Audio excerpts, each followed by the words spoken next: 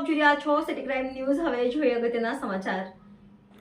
આજના સમયમાં પ્લાસ્ટિકનો ઉપયોગ ખૂબ જ વધ્યો છે અને વધતા પ્લાસ્ટિકના ઉપયોગ થકી પર્યાવરણમાં પણ અનેક ફેરફાર થઈ રહ્યા છે। બનાવાયેલા પ્લાસ્ટિકનો રિસાયકલિંગ કરી અન્ય ઉપયોગમાં લેવાના હેતુસર તેમજ પ્લાસ્ટિકના અન્ય મશીનો બાબતે ગાંધીનગર ખાતે પ્લેક્સપો ઇન્ડિયા 2024 નામનું એક્ઝિબિશન યોજાવા જઈ રહ્યું છે। 6 થી 9 ડિસેમ્બર યોજાવા રહેલ એક્સપો થકી અનેક નવા વેપારની રાહ ખુલશે, જેથી સુરત ખાતે લઈને મીટિંગનું આયોજન કરવામાં આવ્યું હતું। Gujarat state plastic manufacture association દ્વારા પ્લેક્સપો ઇન્ડિયા 2024નું આયોજન કરવામાં આવ્યું છે।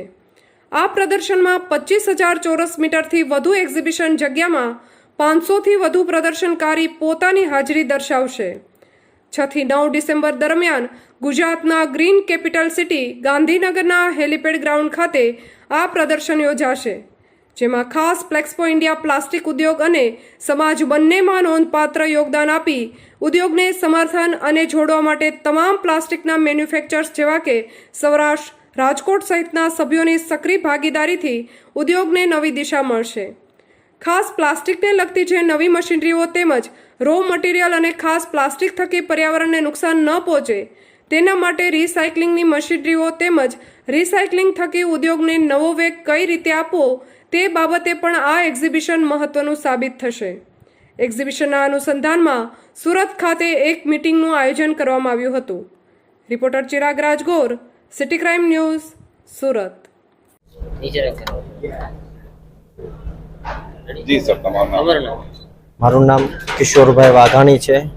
હું સાઉથ ગુજરાત પ્લાસ્ટિક મેન્યુફેક્ચર એસોસિએશનના પ્રમુખ છું। અહીંયા આજે જે પ્લેક્સપો ગાંધીનગરમાં ડિસેમ્બરમાં થવા જઈ રહ્યો છે એનો આજે એક પ્રમોશન શો અહીંયા રાખ્યો છે। ગાંધીનગરમાં જે પ્લાસ્ટિકનું પ્લેક્સપો આયોજન જે થઈ રહ્યું છે એની અંદર રિસાયકલિંગ પેવેલિયન, કમ્પોસ્ટેબલ કે જે અત્યારે પ્લાસ્ટિકની જગ્યાએ આપણે ડીકમ્પોઝ થઈ જાય છે એ ટાઈપના પ્લાસ્ટિકના મટીરિયલ, રો મટીરિયલ બી આપણને ત્યાં જોવા મળશે। અલગ અલગ પ્રકારની નવી મશીનરીઓ જોવા મળશે। તદ્દન નવી આખી ટેકનોલોજી જે આવી છે જે રિસાયકલિંગમાં બી કઈ રીતે આપણે આજે ઘણી વખત એવું થાય કે રિસાયકલિંગ શું એટલે રિસાયકલિંગ એકચ્યુઅલી કઈ રીતે કરવું ને એનો બી આખા લાઈવ ડેમો આપણને ત્યાં જોવા મળે એવું છે। તો દરેક અમે લોકોને આપણે એક વિનંતી કરીએ છીએ કે ત્યાં આવો, તમે જુઓ કે પ્લાસ્ટિક શું છે। એ એકચ્યુઅલી આપણને નડતર રૂપ નથી, પણ જો એનું વ્યવસ્થિત આપણે રિસાયકલિંગ કરીએ તો આપણે એનું એકદમ સોલ્યુશન કરી શકીએ એવું છે। Thank you.